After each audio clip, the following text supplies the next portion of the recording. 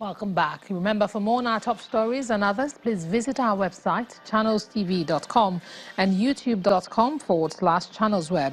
Log on to m.channelstv.com to watch us on your mobile device. You can also download the Channels TV app for Android, iOS and Windows devices from their respective stores. Having the Channels TV and Channels 24 app will give you access to news and updates. You'll also have access to the Eyewitness feature, so you too can share those pictures, videos or news of happenings around you. Just install the app, tap and swipe to reveal the menu and follow the instructions to share. Men of the Nigeria Security and Civil Defense Corps, the NSCDC, have apprehended a 53-year-old woman who allegedly burnt the hands of her 9-year-old granddaughter with hot coal for eating her nephew's food. The grandmother, Mrs. Victoria John, was arrested along with her nephew, Samuel David. Both claimed they were only chastising the child for taking the food without permission. Child abuse can be physical, emotional, psychological, or sexual in nature, in the home, school, or elsewhere in the community. This defines the horror this young girl, Kehinde John, suffered at the hands of her grandmother, Victoria John. Kehinde and her twin brother, Taiwo, now 9 years old, have been living with their grandmother in Osun State, southwest Nigeria, since the death of their mother. The twins have not had it easy in their grandmother's home, but things got out of hand when Kehinde's palms were burnt with hot coal as punishment for allegedly stealing food. In order to punish the little child, she put an hot charcoal on the hand of this little child after she has already been beaten. So with the nurse, we are able to find out that the little child needs surgery. We were very hungry and there was nothing to eat. My brother and I went inside and we saw food and ate it. When my grandmother came back, she was very angry and she inflicted this injury on us. The grandmother and her nephew, both arrested by the NSCDC, have confessed to the act, and they claim they were trying to teach her a lesson not to steal. I was giving the church offering to keep. I hid it in the house and went out. Both children stole the money. As I came back home, I got very angry and decided to burn their hands. Please forgive me. Just put that charcoal in the hand to test them. The fire that is in heaven is hotter than this one that is on the world, so that they should not. My aim and objective of doing that, so that it will create fear to them, so that they will not do that thing again. They also say they received complaints that the twins steal from school, a claim Channels sought to clarify from the school authorities. The shocked head teacher took us straight to the school clinic before denying the claims. It's the teacher that are responsible for the purpose. They bought uniform for them. One bought a sander, 2 sandals for the 2 of them. They have not been taken care of. Even the teachers used to buy them food every day. I don't know whether they stay in the house, but in the school, they did not take anybody's money or book. A women and child rights activist, Ayola Olusegun, believes this case can affect her psychologically. The girl is already traumatized. There's no doubt about it, and that might go a long way to affect her psychologically in life. She needs to be reorientated, and I think she needs to live away from the grandmom, to live in a place where she will be shown love. We are going to transfer the matter to NAPTI for child abuse, and in that case, the NAPTI will do the appropriate thing. Kehinde John's case has since been handed over to NAPTIP, and she's to undergo surgery to regain the use of her hands.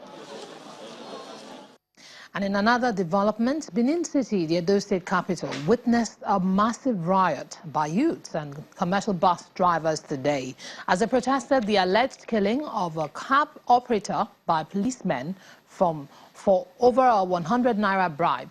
According to eyewitnesses at the scene of the incident, trouble started when one of the officers pushed the driver into an oncoming truck after he failed to give them more than 100 naira as bribe at the checkpoint. And in Imo State, hundreds of cultists are surrendering their arms to the state government, a move which is well received by the state governor, Rochas Okorocha. This comes on the heels of the statewide ban on the use and sale of illicit drugs, which is said to have contributed to various crimes in the state. Amongst those who denounced cultism and laid down their arms is Emenike Akam, a notorious member of the late Don Juani's gang. It was a crowded atmosphere at the Freedom Square in Owerri, the Imo State capital, as hundreds of cultists and militants trooped in to denounce cultism and surrender their arms to the state government. The Imo State Governor, Rochas Okorocha, is here to receive them. Top on the list is Emenike Akam, a key member of the late cultist Don Juani's gang, which operated within Rivers and Imo State. Me and my boys, we are here to surrender our arms. Then one after the other, they denounced their membership of various cult groups, pleading with the state government to help reintegrate them into their communities.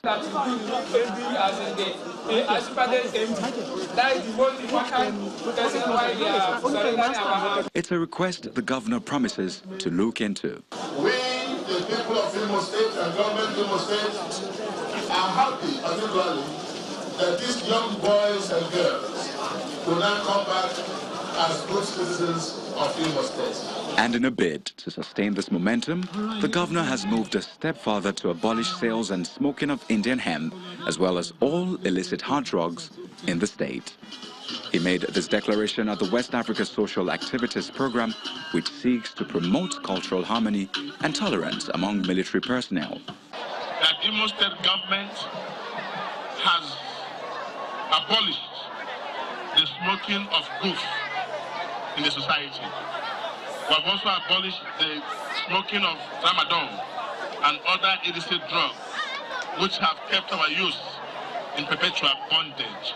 The brigade commander explains the essence of the WASA program. WASA in particular was derived from the British time when we were under the West African Frontier Force. The brigade hopes to use events like this to improve the relationship between the army and civilians as they remain committed to their vow to protect all Nigerians, irrespective of ethnicity. Come together out of the regiment. Meanwhile, in a swift reaction, the Rivers State Governor, Nyesom Wike, has described the amnesty granted by his Imo State counterpart as shocking and a dangerous precedent. He said this while receiving some members of the State House of Assembly in the Government House, Port Harcourt. According to Governor Wike, the amnesty will only subsist within the boundaries of Imo State, as the wanted persons will still be treated as criminals in Rivers State. Just yesterday, the governor of Imo State, Rochas, granting amnesty to some of those boys that we declared wanted. I'm not worried because that amnesty will not cover here. It will not cover here. I don't understand a country where you say hard criminals who have killed security agents, killed human beings, and a state has declared them wanted. And then you go now to say you have granted them amnesty in your own state. I can't understand what kind of politics people will play with people's life.